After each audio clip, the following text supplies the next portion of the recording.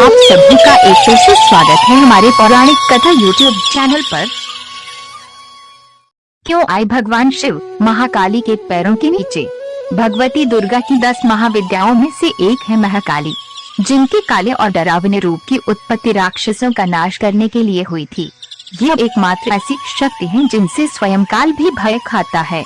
उनका क्रोध इतना विकराल रूप ले लेता है कि संपूर्ण संसार की शक्तियां मिलकर भी उनके गुस्से पर काबू नहीं पा सकती। उनके इस क्रोध को रोकने के लिए स्वयं उनके पति भगवान शंकर उनके चरणों में आकर लेट गए थे।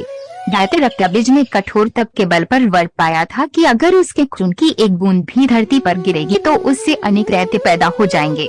उसने अपनी शक्तियों का प्रयोग निर्दोष लोगों पर करना शुरू कर दिया। धीरे धीरे उसने अपना आतंक तीनों लोगों पर मचा दिया। देवताओं ने उसे युद्ध के लिए ललकारा। भयंकर युद्ध का आगाज हुआ।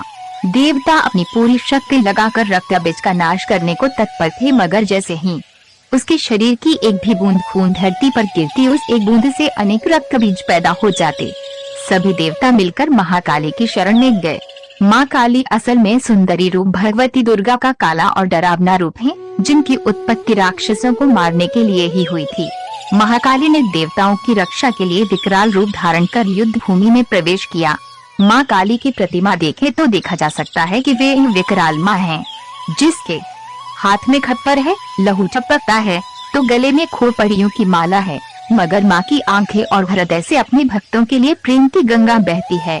महाकाली ने राक्षसों का वध करना आरंभ किया, लेकिन रक्तबीज के खून की एक भी बूंद धरती पर गिरती तो उससे अनेक दानवों का जन्म हो जाता, जिससे युद्ध भूमि में दैत्यों की संख्या बढ़ने लगी। तब माँ ने अपनी जिह्वा का विस्तार किया। दानवों का एक बूंद खून धरती पर गिरने की बजाय उनकी जिह्वा पर गिरने लगा। वह लाशों के ढेर लगाती गई और उनका खून पीने लगी। इस तरह महाकाली ने रक्तबीज का वध किया, लेकिन तब तक महाकाली का गुस्सा इतना विकराल रूप से चुका था कि उनको शांत करना जरूरी था, मगर हर कोई उनके समीप जाने से भी डर रहा था। सभी देवता भगवान शिव के पास गए और महाकाली को शांत करने के लिए प्रार्थना करने लगे। भगवान शिव ने उन्हें बहुत प्रकार से शांत करने की कोशिश करी। जब सभी प्रयास विफल हो गए तो वह उनके मार्ग में लेट गए। जब उनके चरण भगवान शिव पर पड़े तो वे एकदम से ठिठक गयी। उनका क्रोध शांत हो गया। आदि शक्ति माँ दुर्गा के विविध रूपों का वर्णन मार्कंडेय पुराण में वर्णित। समस्त व्रत कथाओं को सुनने के लिए आज ही हमारा चैनल सब्सक्राइब करें और हमारे नई व्रत कथा का नोटिफिकेशन पाने के लिए बेल आइकन दबाना न भूलें।